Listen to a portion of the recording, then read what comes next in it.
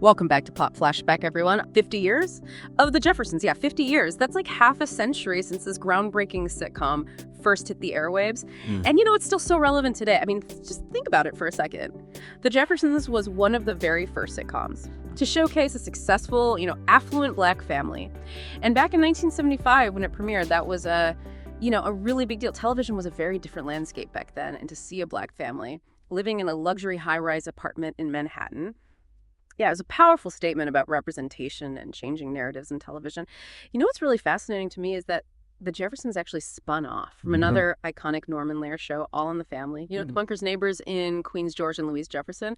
Their dynamic was just electric. Those back and forth with Archie, they were comedy gold. And audiences clearly couldn't get enough of them. So the premise of the Jeffersons, it's pretty simple, but so brilliant. George and Louise, or Wheezy, as she was affectionately known, they finally hit it big and moved from their working-class neighborhood in Queens to that luxurious high-rise in Manhattan.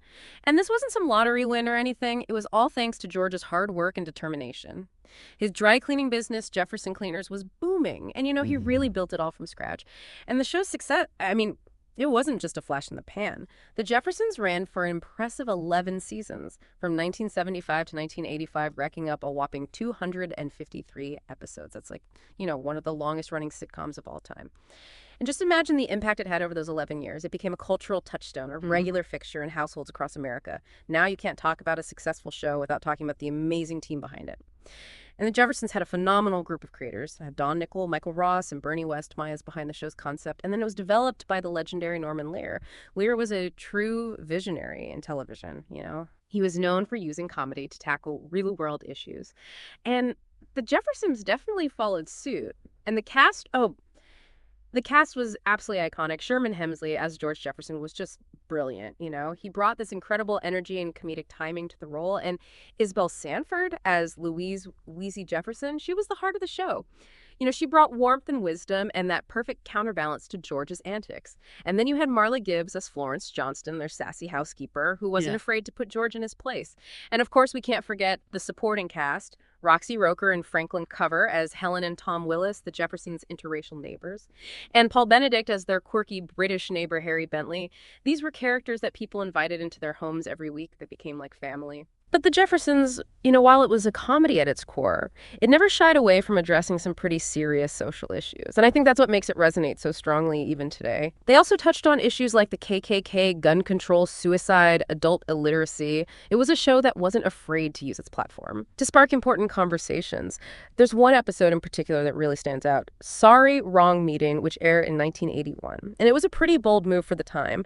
George accidentally walks into a KKK recruitment meeting, thinking it's a neighborhood watch group. And the episode doesn't hold back and actually includes racial slurs, which was really controversial. But it's a powerful and, admittedly uncomfortable way of confronting prejudice. I even read somewhere that Roxy Roker, who played Helen Willis, was so troubled by the subject matter that she refused to be in the episode, which just goes to show you how sensitive the topics were that they were dealing with. And, we can't forget about Tom and Helen Willis, the interracial couple. Just their presence on a primetime network sitcom was a big deal, one of the first portrayals of an interracial couple on American television. And George would often refer to them as zebras in his own, kind of clueless but lovable way. I even remember hearing on the Jim Masters show that there's an episode where Tom actually tries to learn how to be Black from George, which, sounds like it could have been hilarious. Now, over the course of 11 seasons, the Jeffersons did see some cast changes. The role of Lionel Jefferson, George and Louise's son, was originally played by Mike Evans, but then he left and was replaced by Damon Evans, no relation.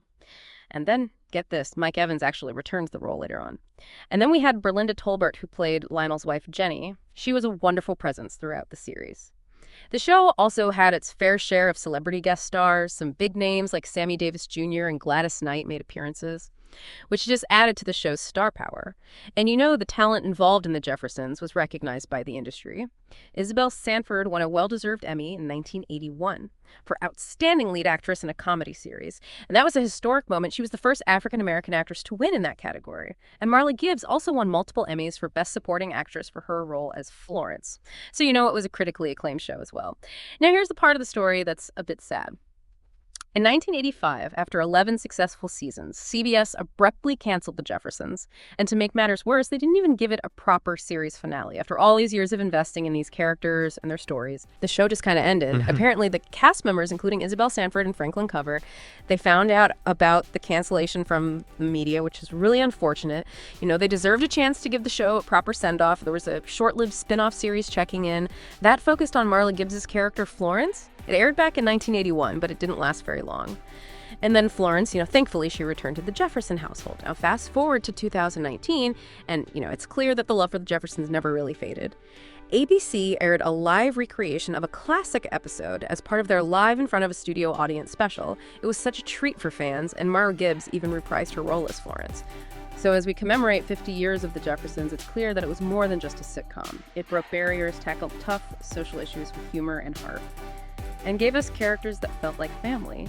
You know what? I'd love to hear from you all. What are some of your favorite memories of watching The Jeffersons? What episodes or moments really stuck with you? Share your thoughts in the comments below.